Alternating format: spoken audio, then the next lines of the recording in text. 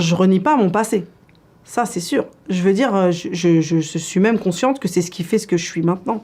Si je suis devant vous avec ce voile et que j'accepte de parler de ma quête ou d'un cheminement, c'est, je pense aussi, parce que j'ai été Diams, parce que les gens m'ont connue, parce que les gens ont connu une partie de l'histoire, que je pense que les gens qui m'ont vraiment aimée, ils ont décelé des souffrances, déjà à l'époque.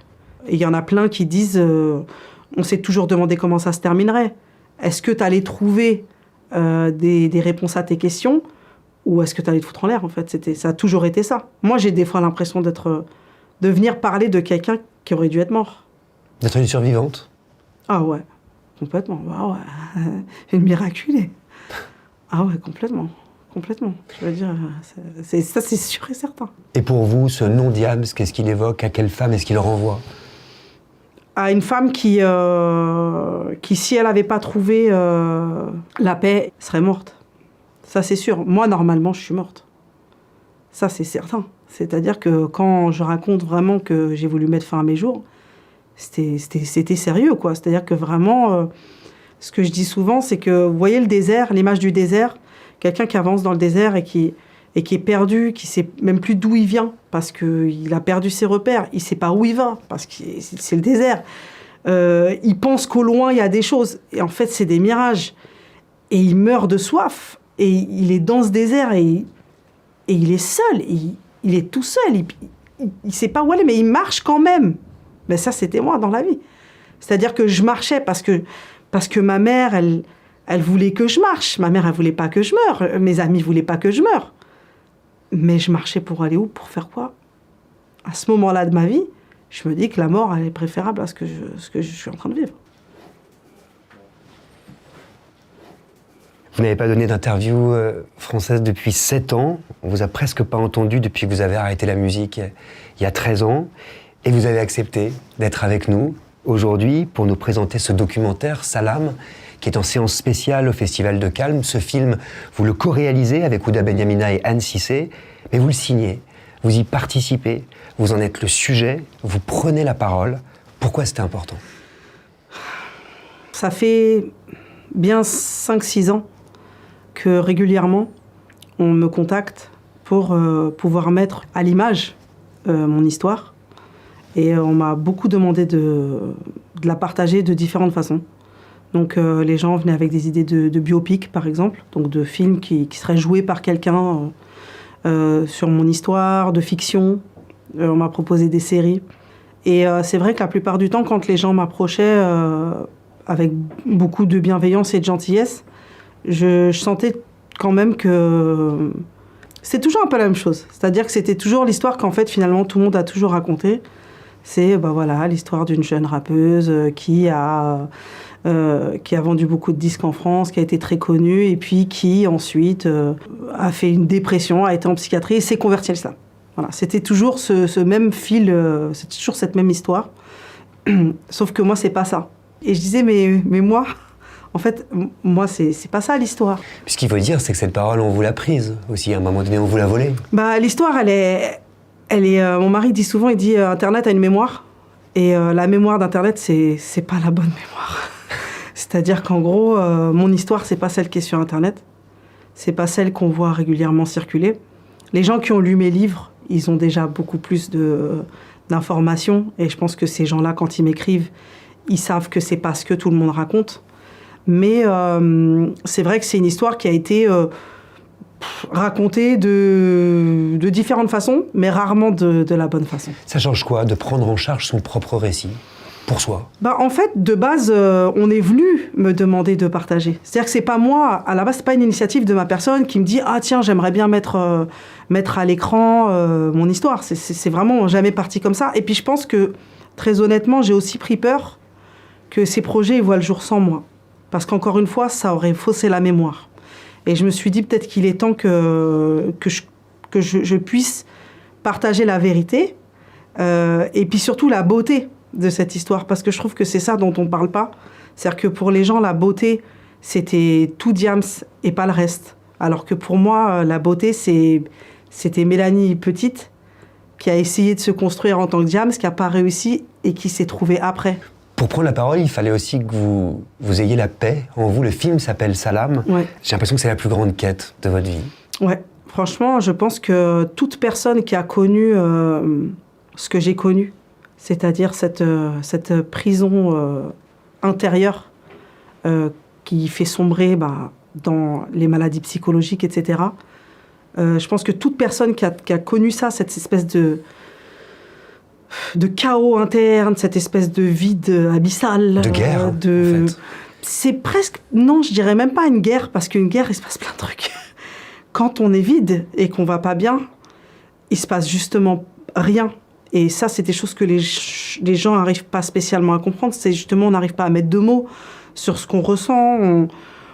On est son propre bourreau. Parce qu'en fait, les questions qui nous harcèlent, elles émanent de soi. Et donc, à qui on va se plaindre de soi-même? Enfin, c'est vraiment une espèce de spirale qui est hyper complexe. Et qu'est-ce qui me manquait? Il me manquait la paix.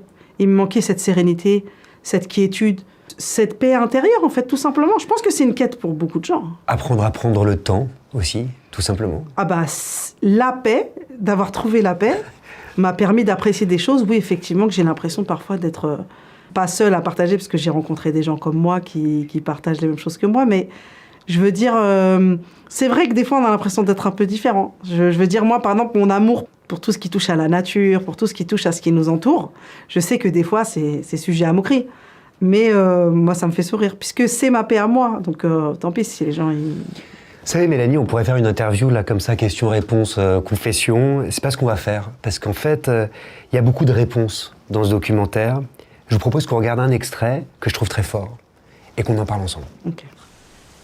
Et moi, en fait, je pense que ce qui m'a rendu triste, parce qu'il y a la colère contre le fait qu'on me voit un truc intime de ma vie, ça c'est clair, mais ça c'est gérable, si tu veux. Ça n'a pas de conséquences, c'est toi, chez toi, t'es un peu énervé, tu vois. Mais il y a surtout, moi c'était vraiment par rapport aux gens qui m'aimaient.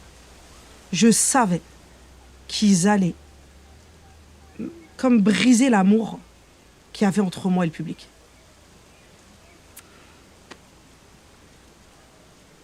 C'est vraiment ça qui m'a fait mal. C'est vraiment en fait de voir en fait les jauges, tu vois, se vider un peu. Parce que c'est ça un peu qui s'est passé. C'est-à-dire que tu vends moins de disques, donc il y a moins de monde dans les concerts. Mais il y a des gens, il y a un groupe qui est là. Et ceux-là,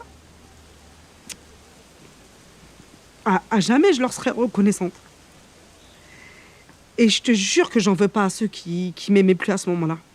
Il y en a plein qui m'écrivent aujourd'hui, qui me disent « Ouais, je t'en ai voulu d'avoir arrêté. Pour moi, t'étais une traître. Pour moi, t'étais endoctrinée. Pour moi, t'étais...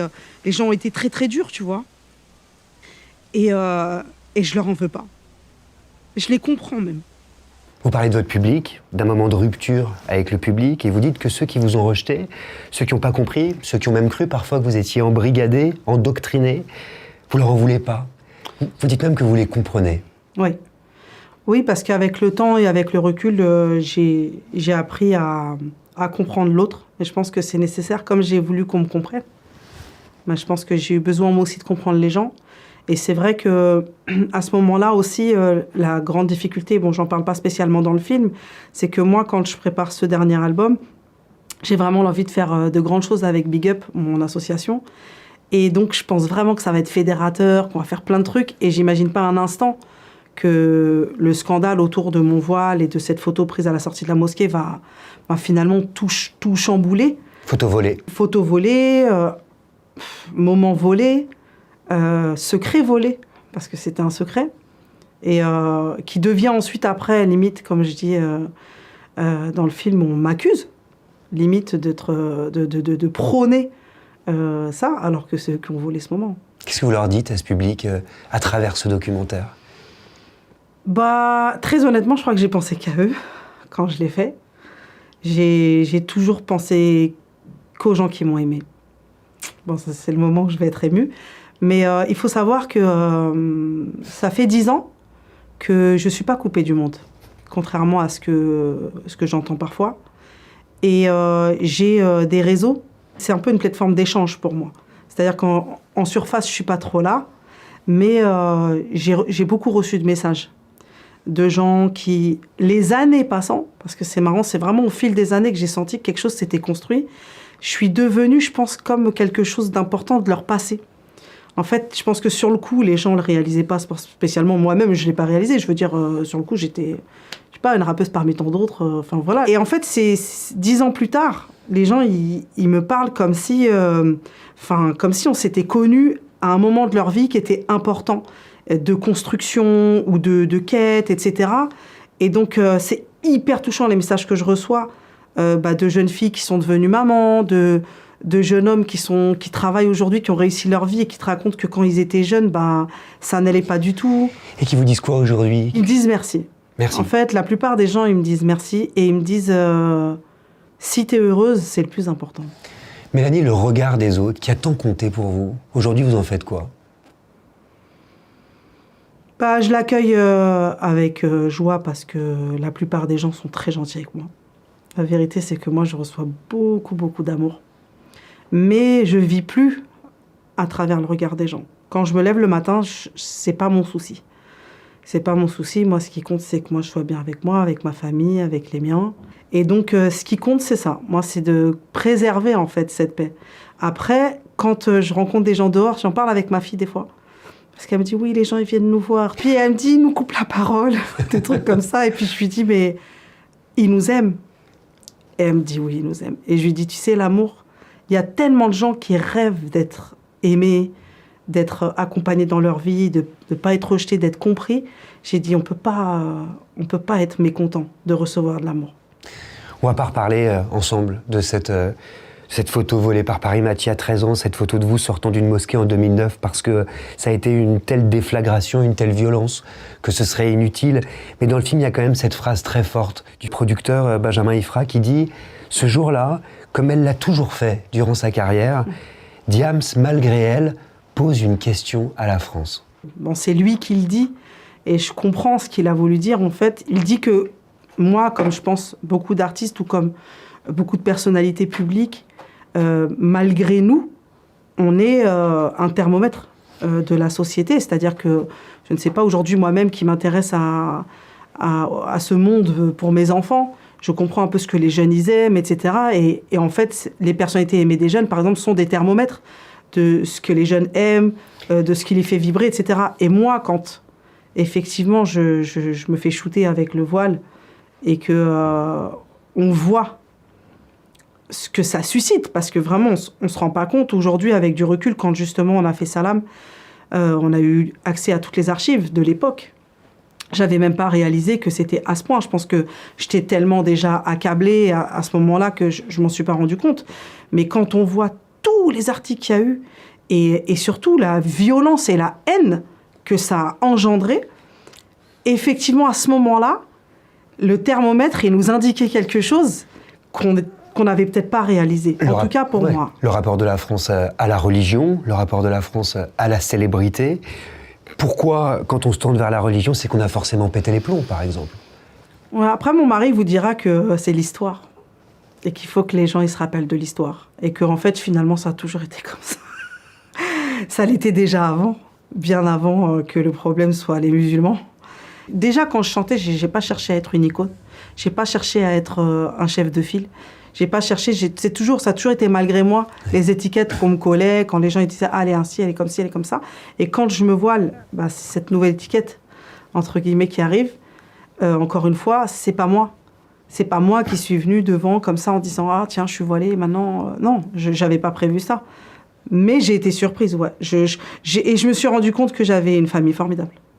Et des gens merveilleux autour de moi, parce que moi, j'avais jamais vécu ça chez moi. C'est-à-dire que si j'étais née dans une famille peut-être de gens pour qui ça posait problème, ou qui avaient un problème avec certaines personnes sur la Terre, peut-être que j'aurais compris. Mais moi, à ce moment-là, en fait, je suis surprise, puisque ma mère, elle n'a jamais eu de problème avec les femmes voilées et tout ça.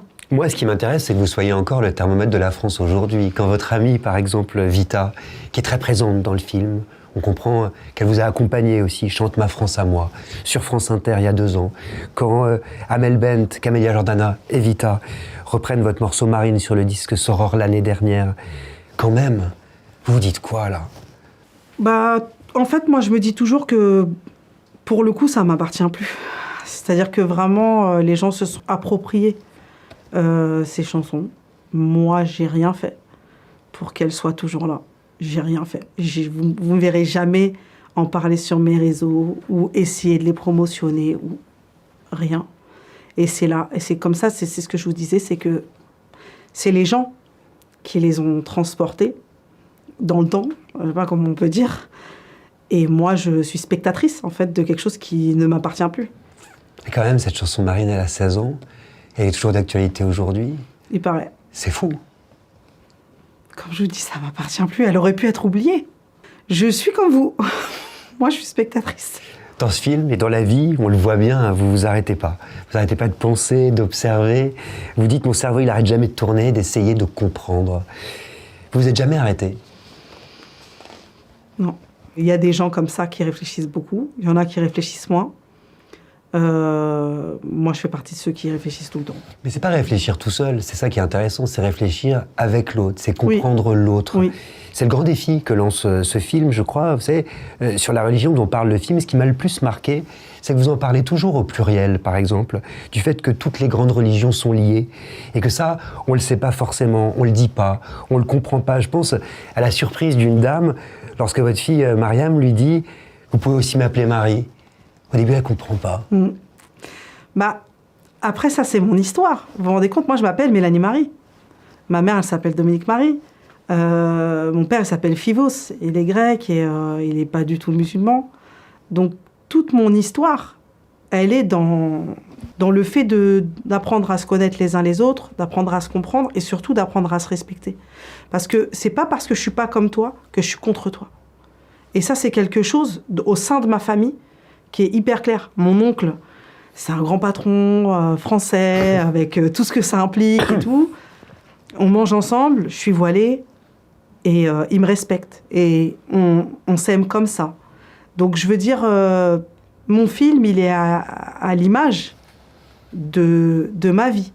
Ma vie entière, c'est ça. Moi, j'ai vécu au milieu des gens quand je suis partie vivre un peu dans la province française, avec une voisine française qui avait son petit potager, son petit cheval. Et moi, j'étais voilée à côté de chez elle.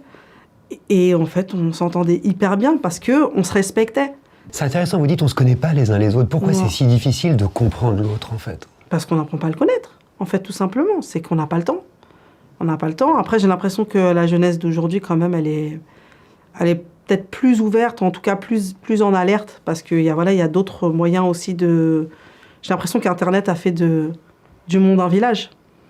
Donc c'est plus pareil, quoi. Le monde est plus aussi grand qu'avant, c'est tout petit. Je peux voir ce qui se passe à l'autre bout du monde en un clic. Donc j'ai l'impression que cette jeunesse qui arrive, elle est quand même beaucoup plus ouverte. C'est vrai, mais il y a aussi dans le documentaire cette phrase qui revient comme un refrain, on se like, mais est-ce qu'on s'aime vraiment? Ouais, c'est vraiment une... Pareil, c'est un constat que je fais parce que, comme je vous dis, j'ai des enfants. Donc je m'intéresse au monde dans lequel ils grandissent et je vois qu'aujourd'hui, exister à travers les réseaux, etc., c'est devenu presque une quête, c'est quelque chose dont on doit parler. Et je me dis, ils se like tous, mais est-ce qu'ils s'aiment?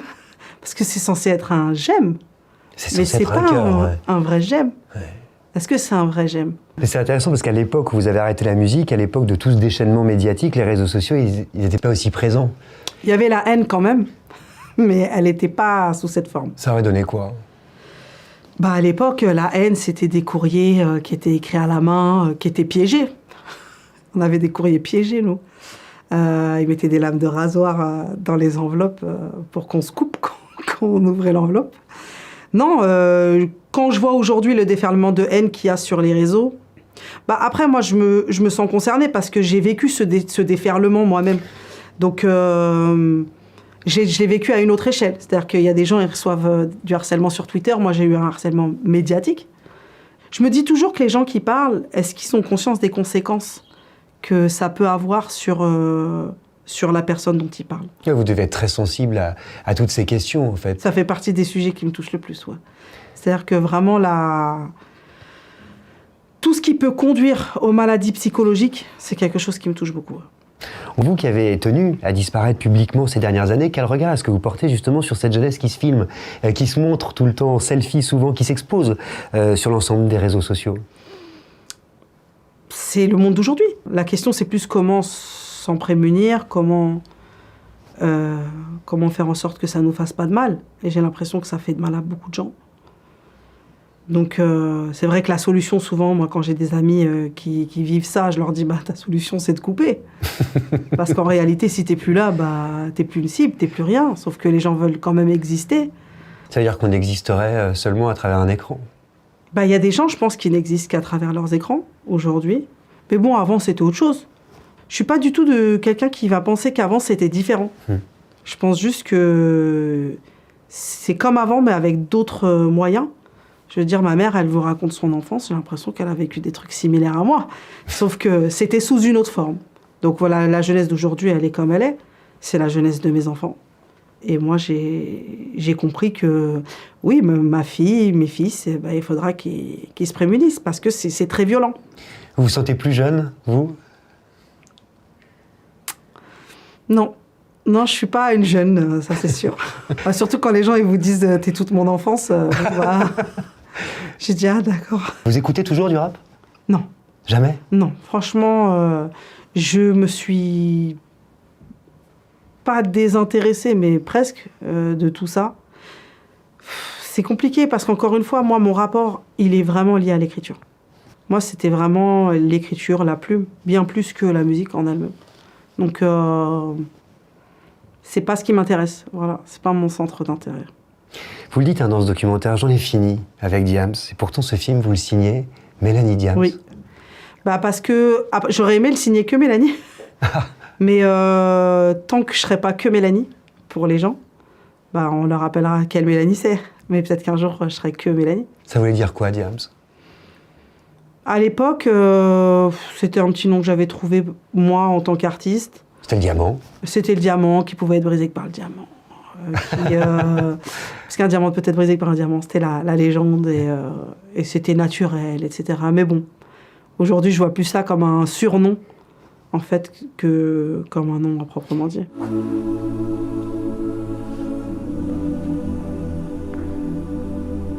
Ça fait combien de temps, Mélanie, que t'es pas revenue ici? Ça fait 12 ans, presque. 11 ans. Mais non, c'est marrant, j'ai l'impression de revenir dans un pays que j'avais quitté. C'est hyper étrange. C'est un endroit que tu connais très très bien, mais dans lequel t'es jamais revenu. Et que tu regardes de très loin. Moi, j'aimais la scène parce que la scène, c'était mon rapport aux gens. Quand t'es un artiste qui vend beaucoup de disques, on ne te parle que de chiffres, tu vois. On te dit, tu es numéro 1, tu vends 100 000, 200 000, 300 000, c'est incroyable, tu vends 1 million. Mais quand tu montes sur la scène, tu te dis, mais là, il y a 10 000 personnes ce soir, il y a 10 000 personnes demain, et puis il y a eu 50 000 personnes hier, et puis au Cameroun, il y a 100 000 personnes, et au Sénégal, il y a 20 000 personnes, et là-bas, tu vois, ce sont des gens. Ce ne sont pas des disques vendus. Quand vous vous retrouvez là, il se passe quoi dans votre tête, dans votre corps? Vous ressentez quoi? En fait, ce que je me suis dit, c'est fou parce que avant la salle, elle était pleine. Et moi, je me sentais vide. Ah. Et là, je suis rentrée, la salle était vide. Mais moi, j'étais pas vide. J'étais bien. J'étais hyper apaisée.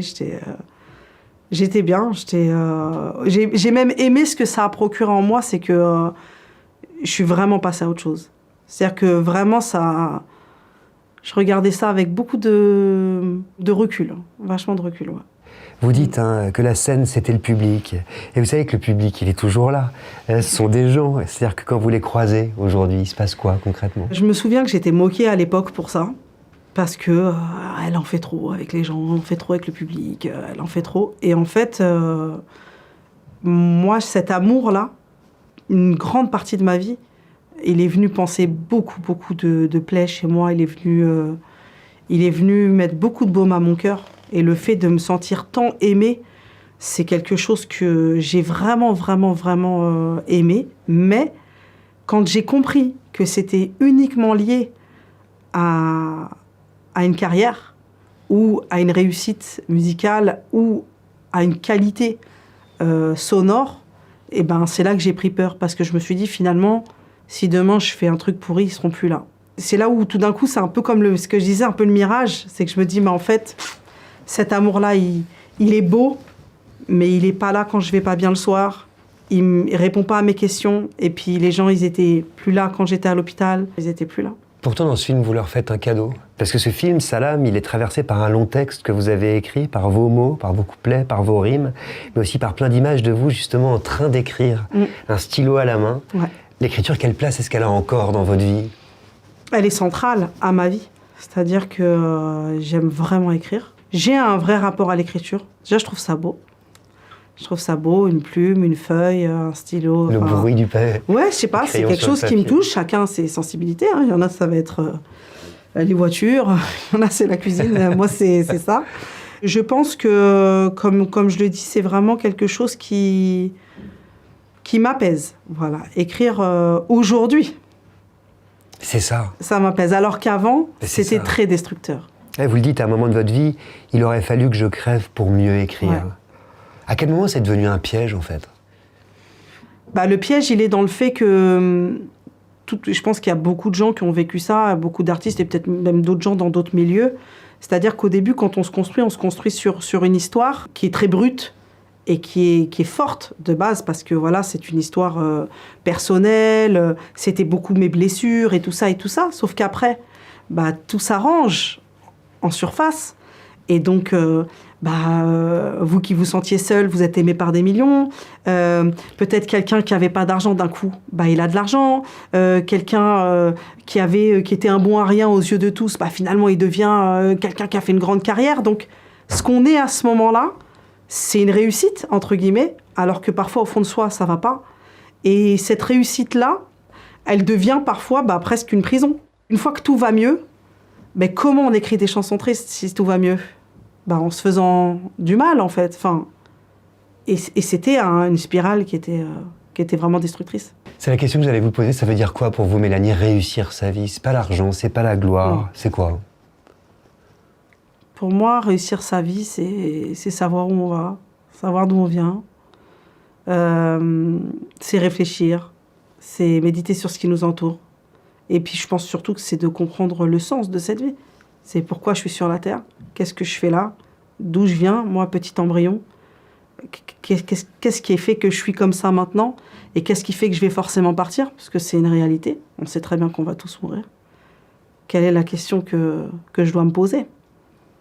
Et tu te retrouves dans une petite chambre d'hôpital. On te confisque tout. Ton téléphone. On te coupe du monde. T'as pas le droit à trop de visites. Et puis on te laisse seul dans cette chambre. Et puis toi, tu te demandes, ok, donc quand est-ce que vous allez venir m'aider, quoi ?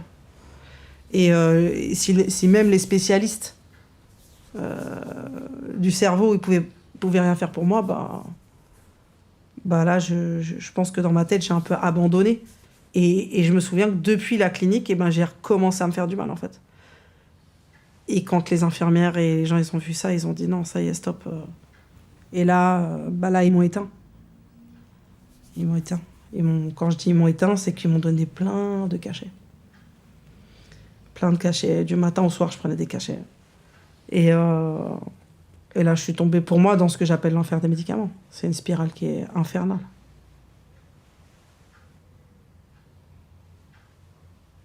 Pourquoi tu pleures ? Pourquoi tu pleures ? Parce que ça a été une période très difficile, très...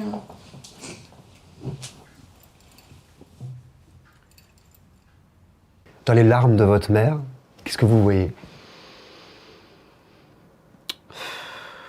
Quand je reparle de tout ça avec ma mère, je ressens ce que, je pense, tout plein de jeunes ressentent quand ils sentent que ils brillent plus dans les yeux de leurs parents.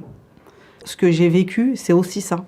C'est de me retrouver dans une situation où tout d'un coup, on fait plus la fierté des nôtres. On est presque devenu un problème pour eux, malgré nous. On est un boulet, on est une crainte. Ma mère, elle se couchait, elle savait pas si le lendemain je serais là. Et en fait, d'avoir vécu ça et de la voir aujourd'hui comme ça, m'avoir acceptée comme je suis. Ma mère, elle m'a aimée quand j'allais mal. Elle m'a aimée quand j'étais connue. Elle m'a aimée quand j'étais sur mon lit d'hôpital après ma tentative de suicide. Elle m'a aimée quand je suis revenue voilée. Et ma mère, elle est extraordinaire. Elle est un exemple. De quoi est-ce que vous souffriez? Est-ce que vous avez fini par le savoir? Quel était votre mal? Oui, le mal, c'est de ne pas savoir ce que je faisais sur la Terre. Quel est le but de cette vie? C'est ça. C'est vraiment ça. C'est de me demander, mais qu'est-ce que je fiche là? Je me pose aussi la question de l'époque, du contexte. Quand vous entendez par exemple Stromae parler de ses pensées suicidaires, de santé mentale dans une chanson, et quand vous voyez comment ce témoignage a pu être reçu aujourd'hui, vous vous dites quoi? Moi, ça fait 10 ans qu'il y a des gens qui m'écrivent qui vont pas bien. Je veux dire, suite justement à mes écrits et à ce que j'ai pu livrer même par la suite dans mes livres et que j'ai raconté ce par quoi j'étais passée, j'ai vraiment ressenti qu'il y a des milliers, voire des millions de gens qui vont pas bien. C'est une réalité. Et là où je suis contente, entre guillemets, c'est que j'ai l'impression que ça commence à être pris au sérieux. À l'époque, c'était vraiment genre, j'étais une capricieuse, tu te prenais la tête pour rien. T'es une enfant gâtée. T'es une enfant gâtée. Mais c'est sérieux, les maladies mentales. C'est pas rien. Au tout début du film, on entend des réactions de l'époque, de la fin de votre carrière, et il y a la voix d'une jeune fille, ça dure 2 secondes, ça m'a bouleversé, qui dit « Diams, c'est la vie ». Vous ressentez quoi quand vous entendez ça? Quand vous découvrez même cette archive? J'ai eu envie, en fait, qu'elle soit dans le documentaire. Parce que je pense que c'est ça. C'est-à-dire qu'encore une fois, réduire ma carrière musicale à du rap, c'est finalement pas avoir compris que moi, j'étais juste en quête, que ça a fait partie de ma quête, et qu'en réalité, j'étais pleine de vie, que je voulais justement croquer la vie, que je voulais pas la quitter, que j'ai failli la quitter, et qu'au final, aujourd'hui, j'espère être quelqu'un qui inspire ça, c'est-à-dire qu'après la grande souffrance, il y a une possibilité de reconstruction, de renaissance même. Qu'est-ce qui vous fait peur aujourd'hui? De vous parler. Pourquoi moi? Je suis pas très impressionnant. Non, c'est ça, de reprendre la parole comme ça, de parler, c'est s'exposer à beaucoup de choses. Le silence, c'est hyper cool. C'était trop bien de me taire pendant 10 ans. Non, mais je suis très heureuse de partager mon histoire, surtout avec ceux qui me l'ont demandé. Je serais très contente qu'elle aille ailleurs et que même des gens qui pensaient pas pouvoir être concernés, finalement se disent « Ah, c'est une jolie histoire ». Et la peur, elle est plus... Non, la peur, elle peut être de deux. Enfin, elle peut concerner ça là, mais puis elle peut concerner la vie. Oui, donc, je me disais, le monde d'aujourd'hui, le monde dans lequel vont grandir vos enfants, par exemple, il vous fait peur parfois? En fait, j'ai compris, de par mon expérience, que quoi qu'il se passe dehors, il faut être bien dedans. Et en fait, ce qui compte, c'est que mes enfants, ils se construisent de façon forte en eux-mêmes, en fait, qu'ils soient bien avec eux-mêmes, qu'ils soient bien dans leur tête, qu'ils soient bien dans leur cœur. Parce que je pense que quand on n'est pas bien, on n'est pas bon avec les autres. C'est ce qui amène à beaucoup de colère, beaucoup de violence. Je pense aussi à votre action pour aider les orphelins au sein de votre Big Up Project. En quoi est-ce qu'ils vous parlent, les orphelins? Qu'est-ce qu'ils vous racontent, Mélanie? Qu'est-ce qu'ils nous racontent? Pour moi, un orphelin, c'est une très très grande école. Parce que il est le miroir de beaucoup de choses pour lesquelles, des fois, moi, j'ai pu être ingrate. Comme le simple fait d'avoir une famille, d'avoir peut-être des parents aimants, ou pas, d'ailleurs, mais d'en avoir. Oui, de savoir d'où on vient, et se construire, même peut-être avec un parent mal aimant. Mais c'est pas comme de pas savoir. Quand je suis au contact de ces enfants, et je me dis, ils se soucient pas de demain. Ils sont confiants. Ils sont sereins. Et les gens qui s'occupent d'eux ils sont confiants et ils sont sereins. Pourquoi moi, je suis si anxieuse peut-être, enfin je parle de moi là, aujourd'hui ça va, mais comment on peut être parfois si anxieux, avoir si peur de l'après, alors que finalement il n'est pas entre nos mains et qu'on ne contrôle pas tout ça. Mais comment on fait pour se réconcilier quand ça ressemble irréconciliable? Même si c'est difficile et compliqué pour certains, je pense quand même que d'essayer d'être en paix avec les siens et sa famille, c'est mieux que de faire la guerre. Ouais. Et je sais que j'ai vécu ça avec mon père. Et aujourd'hui, je suis très contente d'avoir trouvé la force de pardonner, de passer à autre chose, parce qu'en fait, c'est trop bien. Et quelle est la plus belle leçon que vous voudriez leur enseigner à vos enfants? C'est que la vie, elle a un sens. Ils ont une grande valeur. C'est ce que je dis toujours à ma fille. Je dis, t'es un trésor. Ne laisse pas les autres te salir. Ne laisse pas ce monde te salir. Et sois toujours belle. Sois toujours comme une lumière. Même si les autres, ils cherchent à t'éteindre. Si vos enfants, un jour, ils veulent faire de la musique, ils disent « on y va, on se lance », vous leur dites quoi? Je leur souhaite mieux que ça. Très honnêtement, je leur souhaite mieux que ça. Même si je sais que c'est dur à entendre pour certains.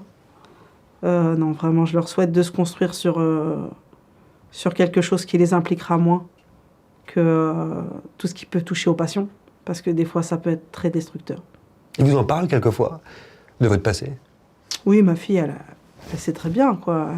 Elle voit bien les gens, les gens dans la rue quand ils viennent me voir, etc. Bien sûr, elle est au courant, on en parle. C'est l'histoire de leur maman. Et quand on vous dit qu'un diamant, c'est éternel aussi? Non, c'est pas éternel. Non. Tout ça, c'est des mythes du passé. Aujourd'hui, je suis plus trop dans ces trucs-là. Voire pas du tout, même. Mais je veux dire, il n'y a rien qui restera. Tout le monde partira.